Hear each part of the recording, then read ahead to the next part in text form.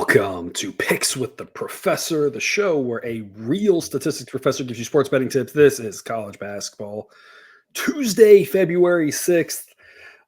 Cousin Jared, we wanted to do a show for Monday. Very, very badly we wanted to do a show. We We tried to talk ourselves into it. We tried to talk ourselves into it. The issue is there were only two interesting games. There was a third game that was kind of interesting, and two of the top three games, we could not find anything that we felt comfortable recommending to the people. And then beyond that, it was all just terrible basketball. And terrible basketball we haven't seen a lot of, so we just didn't think we could talk about it. We were very limited picks. We were like, hey, we got a couple plays of the day and a couple A grades.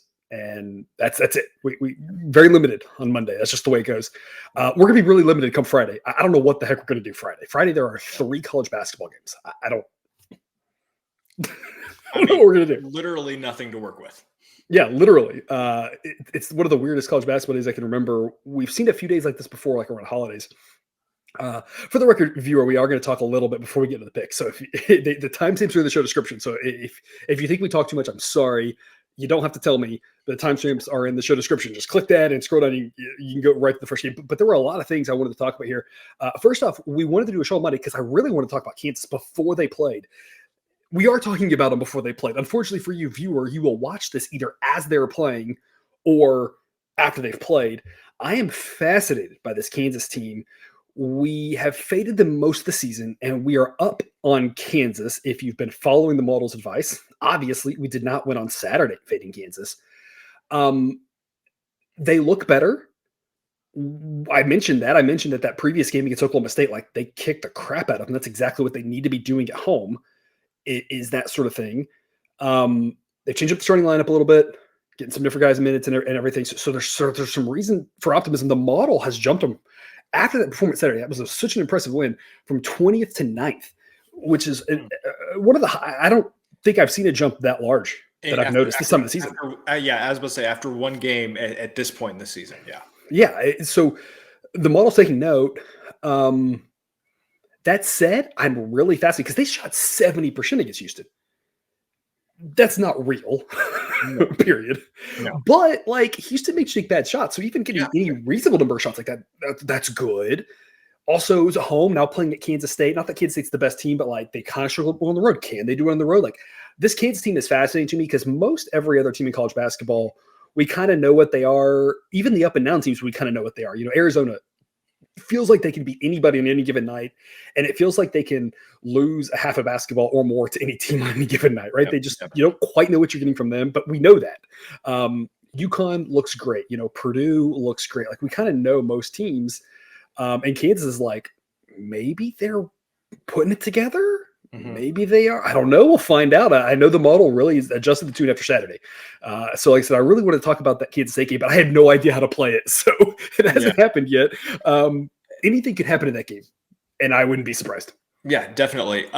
You mentioned the lineup changes. I think that's the thing I'm most interested in because we saw somewhere on the artist formerly known as Twitter that Kansas had one of the worst fifth starters in the country, especially when you look at obviously don't have the 5th worst starter in the country, but of the teams ranked highly. Of the top teams, yeah. Of the top teams, they had one of the worst 5th starters. So I don't think it would take very many lineup adjustments for them to make some improvements in that area. So definitely looking to see what kind of impact that has. The other thing I would say is, that they got the 3 losses in conference all on the road. Unfortunately for them, as you mentioned, after this recording, by the time you're watching this, they would have played at Kansas State. They still have to play at Texas Tech, a tough place to play. Mm-hmm. Still have to play at Baylor and at Houston as well. So the thing with the Big 12 is all those top teams are so good. I don't really know what that means that you're losing these tough games on the road. I think they're still good. If you told me that we got into the tournament play and there were 6 Big 12 teams that made it to the Sweet 16, Yeah. That may be a little bit of an exaggeration, but I don't think I would have any problem believing you. No, so it wouldn't be crazy. I don't think 6 will, but if 6 made it, we'd be like, sure, like that. This conference is stacked. yeah. So I just don't know what to do. Like, I can't point at any of those losses they've had on the road and be like, oh yeah, that was a game they should have won. Maybe UCF. Maybe you can say that UCF game was a little bit of a fluke. But West Virginia is not wonderful this season, but West Virginia has historically always been a really tough place. I don't know. I think Kansas is really good. I'm not sure if we'll really know anything until maybe the Big 12 tournament or obviously the NCAA tournament. And then, of course, you have the flip side of that matchup, Houston, where you have UConn, who, like I said, we're loving UConn at this point. I'm loving Purdue at this point. They look great. I think those are the top 2 teams in the country. And then Houston, who looks as good as Purdue and UConn when they're playing mediocre teams. And how you play against those teams matters and is informative. And here's the thing, though, it's not 100% predictive. It is in general informative. It tells us something. A lot of teams, it gives us a pretty good indicator, but Houston, it's not, because Houston's really struggled with the top teams. And that's going to matter come tournament time, because they'll have no problem making that at the first weekend, you have to assume, because those are the types of teams that they're destroying. But then they've kind of struggled against some teams that are a little bit stronger, especially away from home. So it's like, that was a fascinating matchup, and it just adds a lot of more questions going forward. And like you said, a very stacked Big 12. We struggled to wrap the week up last week. 0-3 on the Saturday show. That was a terrible finish for us. Basically a break-even week for the free show picks. But the bottom line there, you can see if you're with us on YouTube, the free show picks, still a 5% ROI on the season. That is not a typo, folks. The A grade totals last week made 14 units. They're up 40 units for the year. The week last week, 25% ROI. Also not a typo. The play of the day, 9.4% ROI on the season, 9.4% ROI last week. That's kind of funny. That'll never happen again, because that's just like a weird mathematical anomaly. But if you're with us over on either Black Book Sports gets the play of the day, you can sign up on that link in the show description. Or, of course, if you're with us on Dub Club, also a link and a coupon code in the show description. You are getting those plays of the day, and they've been rocking and rolling as well as those A-grade total. So a lot to be excited about as we wind down college basketball. Because just the last thing that, of course, to mention, and if you're with us here, you know this, look at the A-grade totals. We've lost 424 of them. I mean, we are not winning every pick. We are not trying to tell you we win every pick. That's absurd. We've happened to win 508 of them, so we win a lot more than we lose on those, and that's what is good. We've had that on this free show here all season long, so you've been with us. You've been loving it. The play of the day, the same thing. But we are going to get picks wrong, people. So just as a general start of the show, start of the week for us, since we didn't do a show for Monday, reminder, there are no locks in gambling. We are not trying to tell you to put all your money on one pick. We preach smart betting practices, no more than 5% of your bankroll on one pick. Typically 3 or so is a pretty good maximum amount to put on any one pick, because losses happen. Multiple losses in a day will happen. In the long run, it's working out, but you gotta, slow and steady. We are not trying to win the lottery here. If you want to try to win the lottery, then go play the lottery. But that's not what we're doing here. We're trying to enjoy sports and make a little money on the side. I think we're doing a great job of that. Hopefully we can keep it rolling into the tournament. Yeah, I was going to say NFL and college football is a quality over quantity, I would say. College basketball and baseball are quantity over quality.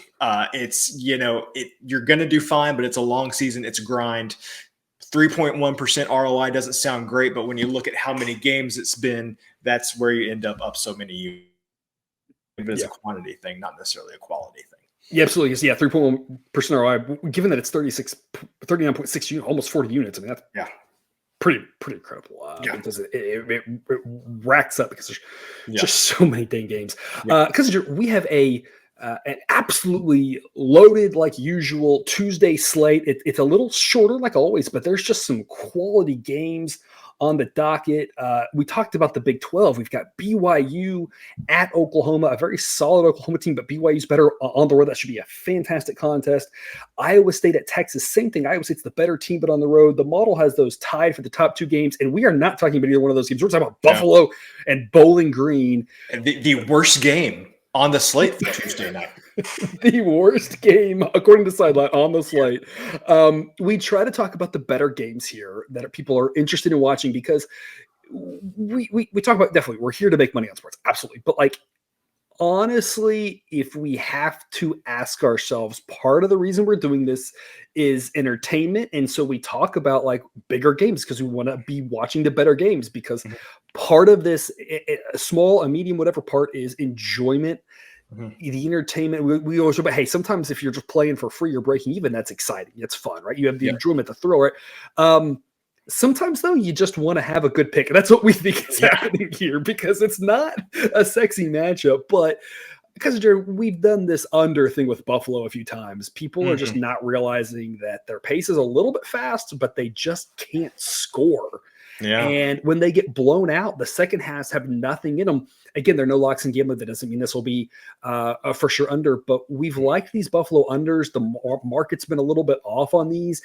What happened, I think, the last two times we had a Buffalo under as a play of the day or a grade total, whatever we talked about, I think it's been like the first half might actually have gone over, and the second half goes way under because Buffalo's getting smoked because they're terrible, and nothing happens at the end of the game. It's like they're just trying to get it over with, and that's kind of what you expect here. Bowling Green to run away with it, sleepy second half. This is a B grade pick by all technicality, but this is one of those cases that I often talk about, especially in a short slate. The A grade threshold, people, is 149.5.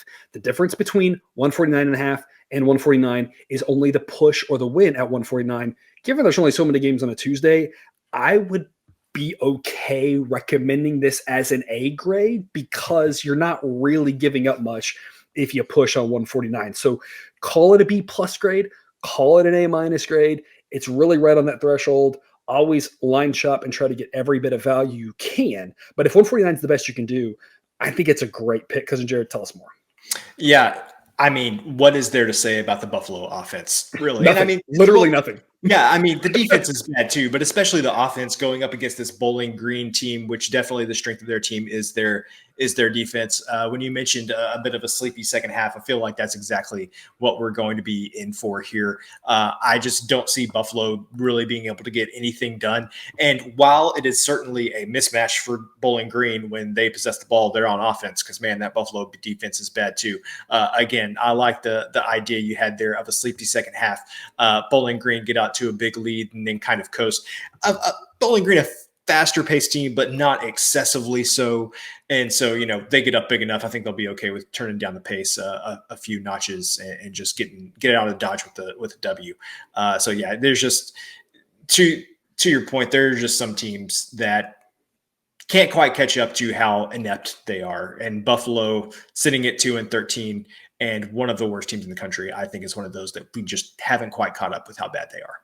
Yeah, absolutely. And I think you nailed it right there. And I'm going to reference a little bit of last year's numbers on this to help paint that picture just with the sportsreference.com. So I'm not sure exactly the offensive rating. This might be from Ken Palm. I'm not sure exactly.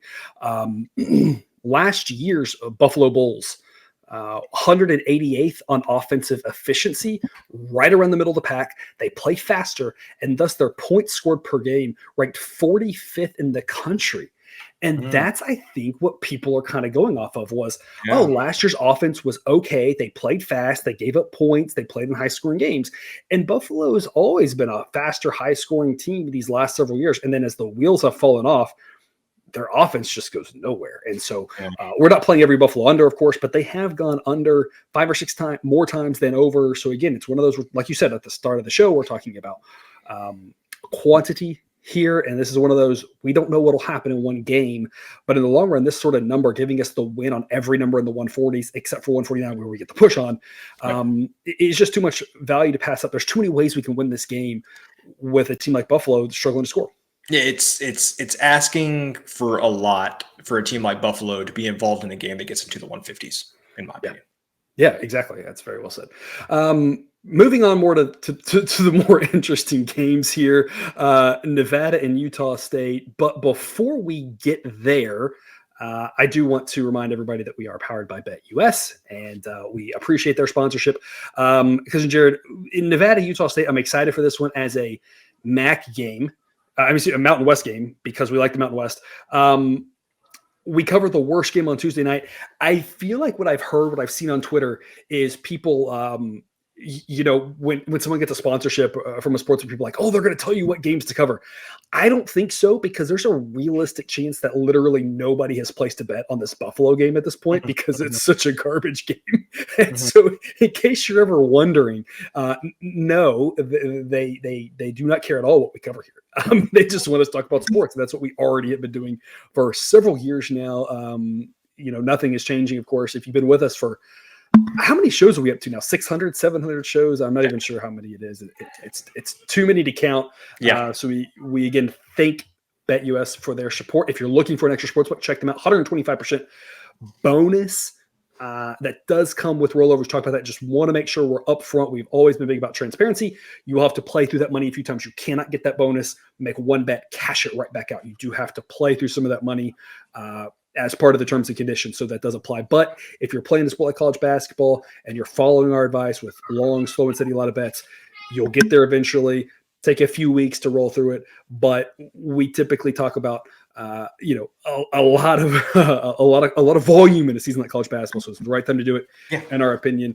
Like we said, we've lost 400 something totals, A-grade totals this year. Yeah, and still made a ton of money off of it. A bunch of losers, but a bunch of winners to go with it. So again, quick little video, short and sweet. I love it. It's so short and sweet. And then we'll be right back to cover Nevada and Utah State. BetUS, America's favorite sports book, where you can bet on everything anytime. Sportsbook, live betting, and casino. To celebrate 30 years in business, we have the best bonuses in the industry. Get a 125% sign-up bonus and up to 30 risk-free bets. So what are you waiting for? Join now. BetUS, where the game begins. It's like they wanted to make the video so short. I think they cut off the S at the end of that. It's like where the game begins, but they cut it off so fast. They're cognizant of trying to be short. So we aren't short and sweet, but they are. So we at least appreciate that. Utah State, Nevada.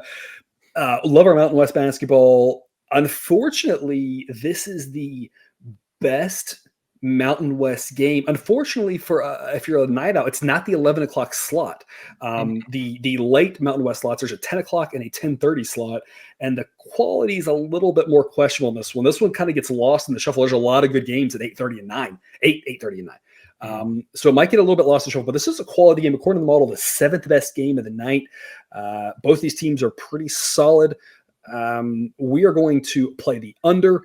And this is another B+ pick, I'm going to call it. The reason why, it misses the literal criteria for an A-grade pick by 1/10 of a point. And it's kind of silly that it misses by 1/10 of a point, because 100.5 and 100.6 and 100.7 are the same things. You can't score tenths. So this is one of those things where I had to make a threshold somewhere, and it just misses.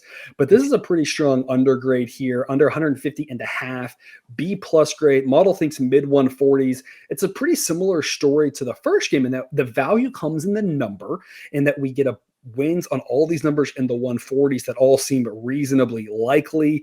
Back-to-back unders to start us off. Cousin Jared, you must be living your dream. Yes, I am living the dream here. And I think part of this game is people living in the past. And, I love to live in the past. It's one of my favorite things to do. But I think we're going back and looking at what Nevada was, and I don't even know how many years ago now. It may have been 10 years ago. I'm dating myself, but they had that one year where they had like 5 seniors and they could all shoot, and they had a really, really good season. I feel like Nevada has always had a reputation since then of being a solid offensive team, and they're still a pretty solid offensive team. And same thing with Utah State, especially last year. They would get up and down the court. They had a really good offense. At any time that I saw a sideline telling me last season to go under on a Utah State game, I was like, I don't know about that. I'll reserve judgment. I think that is the case here, because you look at what Sideline sees with these two teams, and you definitely see two good offensive teams, but you see two teams that are even better on defense. I mean, it's very rare that you get a non-Power 5 type game where you would see two defenses that are this good. So this is really what it comes down to me. It's projected to be, Sideline projects it to be a close game. It's a conference game, two good defenses. Certainly the offenses are capable in this game, but this feels like one to me that's going to be tight late. You may be able to avoid fouls here, just letting things kind of play out. I just feel like with two tight teams, or two closely two closely matched teams like this in a conference game, you see lots of times where it gets low scoring, teams really locking down on defense when the win means a lot for conference standings. So I just think these two teams are too good on defense to be able, lots of ways this game ends in the 140s as opposed to the 150s, I think.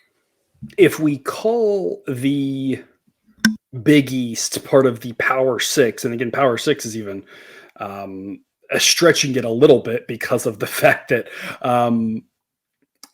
the Pac-12 is questionable in its quality and disappearing both. Yeah. But if I were to remove the Power Six conferences and sort based off defense, because you absolutely nailed it. Nevada is 4th. Utah State is 9th. So removing Power Six, you've got 2 top 10. I guess you'd call it mid-major. I don't know if that's the right appropriate term. Probably is, because I think mid-major technically is everybody else. Yeah. But two very good defenses, of course, in that rating. St. Mary's number 1, which I don't think will surprise anybody. The thing, and look, I hate to do this because I'm like always wrong, but I've watched a lot of Nevada this year, partially because they've been a fun story. They've been good. They play late, and like sometimes I catch more of the late things because there's less distract. There's less like I catch everything in their own stuff. There's less children awake in the house. There's less children awake. There's a lot of things happening, right? So I've seen more of this Nevada team, and my take on them is they play sound, fundamental, solid basketball. They're a very good team. They're very good on defense. They're better on defense than on offense, and they've gone over and scored some points in some games against weaker teams by running it up and getting in these higher scoring games. When they play the better teams, they can't quite do that. And that's not really a knock on Nevada. It's just more like their offense might be a little bit inflated because they put up 93 against Wyoming. They put up 90 against San Jose State. They play TCU, plays really fast. They beat them, put up 88. But I mean, that's TCU. It's just a different style. Put up 108 against Portland. And when you look at the conference, they're playing a lot of games in conference where they only got 55 against New Mexico. They held Colorado State, who's got a great offense, to 64. They only got 59 against San Diego State. They only got 56 against Boise State. They only got 67 against Air Force, who's not even a great team. They held Fresno to 57. I mean, I think they're more of a lower scoring team than people realize. It's just they've beaten up on some teams and gotten in some higher scoring games against some defenses that just aren't very good. Some nights where they just couldn't miss. If this game goes over, I think it's going to be one of those Nevada just doesn't miss. Yeah, and that's possible. That's why we say there's no locks in betting. We never know what's going to happen in one game. But like, I expect Utah State's defense to be good enough to keep this more 71 to 69 type game. Model, as you can see on screen, projects about 74, 75 to 70 on average. And I think that each team in the low 70s makes a lot of sense for this. Obviously, overtime can be a killer for unders. That's a risk we take here in a game that's projected to be tight. But in general, when we've had good under edges, they've worked out pretty good for us. And this is, again, right on the cusp of an A grade. I like that we get all the winners in the 140s. And again, if you want to see this information for every single game, and Cousin Jared, the hockey model, releasing a beta version of the hockey model. Yeah. 2 games here on Monday night. We'll be releasing that every single day as we kind of fine tune that. People get to be on the first part of that journey with us over on Dub Club. You can get your first month for $5 off using the promo code there on screen, the QR code on screen, or the link in the show description. Any of those gets you extra picks, extra benefits, Discord access, ad-free shows. I don't know, probably more than I'm forgetting about because I'm like the world's worst salesperson. Because what else? What did I forget? Why should people join Dub Club?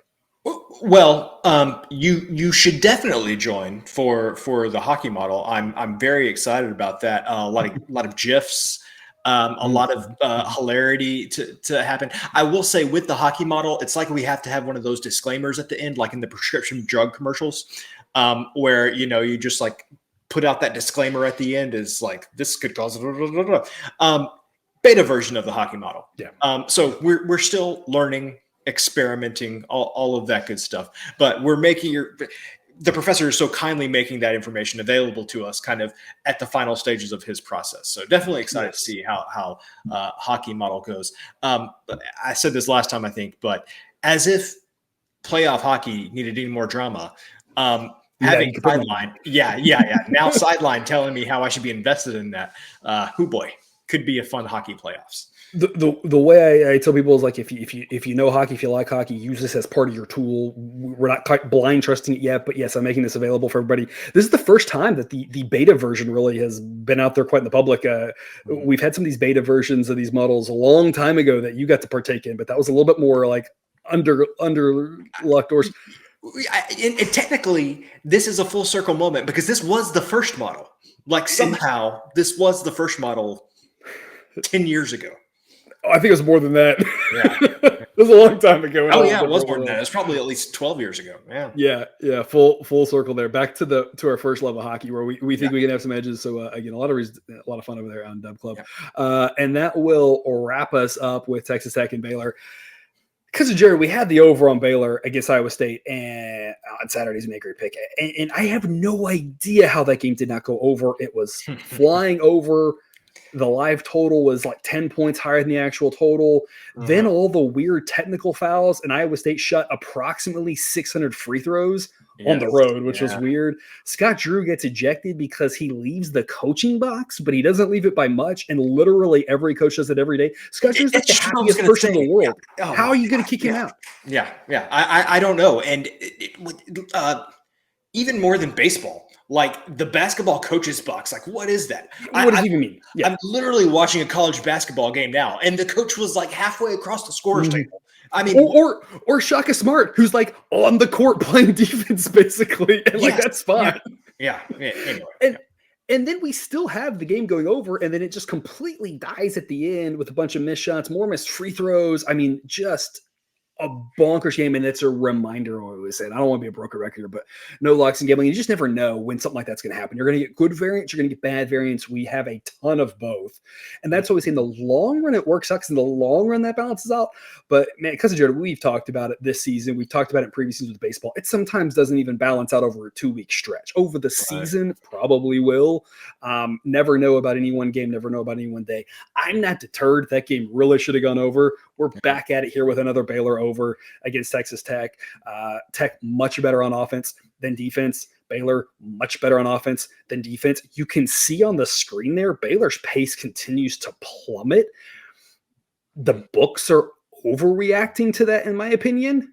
Both of these teams aren't really trying to play fast, but we got an easy over with Tech and TCU during the middle of the week in a game that continued to get bet under, and the market was, as it's been all season on total, seemingly dead wrong more times than not. Should have had the easy Jaeger winner on Baylor. These two teams are just so good on offense. There might not be a ton of possessions, but there's going to be a lot of scoring, we think. Again, as an average game, either or both teams can go cold, but an average outcome where we don't see anything too crazy. Both these teams can put up some points, even with limited possessions, and neither defense is going to really have a lot of success. We think if there's low points, it's offense is just having an off night, not defense is forcing it, because these defenses aren't known to force problems for opposing offenses. Cousin Jared, tell us more about our A grade over 146 in Texas Tech and Baylor. Yeah. So I just have to throw something in there to your point about all of the total line movements seeming to be wrong, or at the very least mean absolutely nothing. I think that is just a good indication that you need to have your process, take whatever sources you trust, whether that's us or however you do, take us as inputs, put it into your own, assessment of things, whatever, and roll with it. Like line movements, especially when it comes to college basketball totals, it doesn't mean nothing. Do what you do and don't chase line movements on totals or anything like that. So this was something that I was really thinking, probably like, I don't know, I guess it's been a month and a half ago now. Would Baylor's scoring output be affected by moving into the new building? And were they going to be so used to shooting in the old building? Would there be a little hang up there, move into like a different background and all of that stuff? And the answer is no. Baylor's still really good offensively. I think that's all you need to know. I know that Texas Tech is both of these teams are like fine defensively, but by the standards to which they play, especially in the Big 12, not great. And to your point, the pace, I could ask for more pace from both of these teams. But when you've got the number 4 offense and the number 15 offense, according to Sideline, I don't get quite as worked up about whatever the pace may be. And there could be a free throw situation here.